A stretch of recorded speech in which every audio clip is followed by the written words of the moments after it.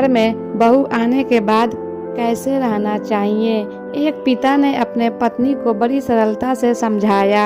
एक शहर में एक परिवार रहता था। उस परिवार में उसके माता पिता रहते थे। पिता एक दुकानदार था जिसका नाम दीपक था। वह अपने बेटे को भी दुकानदारी के बारे में सिखा रहा था। जीवन अच्छा चल रहा था। सभी लोग घर में खुश थे। एक दिन एक लड़के के लिए रिश्ता आया था और दीपक ने सोचा कि अब अपने लड़के का विवाह कर देना चाहिए।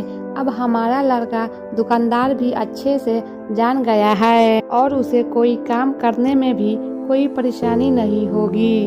दीपक कुछ सरल स्वभाव की थी। दीपक की पत्नी ने कहा, हमें सोच समझ कर ही रिश्ता करना चाहिए, हमें पहले देख लेना चाहिए। दीपक अपने पत्नी से कहा कि अब तुम अपनी व्यवहार में बदलाव लाना होगा।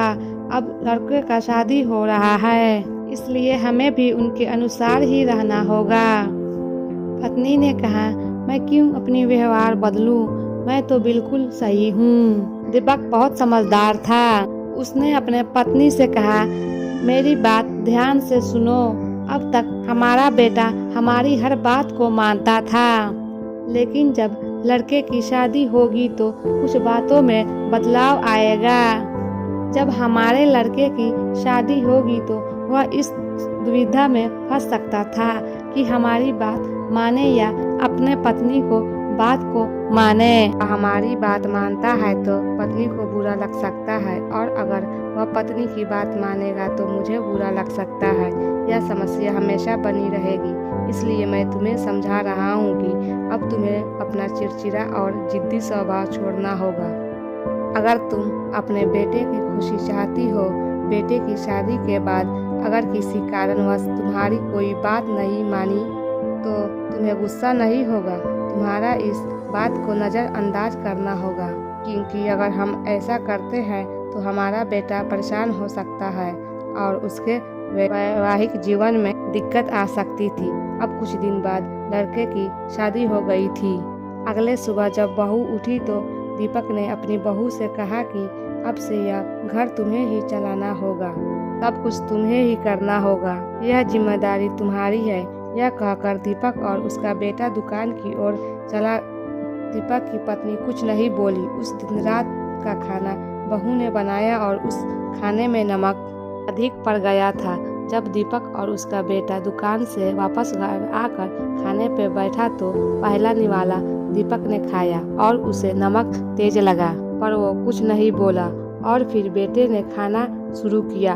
बेटे ने जब नमक अधिक देखा तो अपने पिताजी के ओर देखकर कहा कि आप देख रहे हैं पिताजी कितना तेज नमक है। बेटा जैसे ही अपनी पत्नी से कुछ कहने को हुआ तो दीपक ने बेटे से चुप रहने को कहा और बोला कि कुछ भी कहने की जरूरत नहीं है, चुपचाप खा लो। बेटे को कुछ भी समझ नहीं आ रहा था।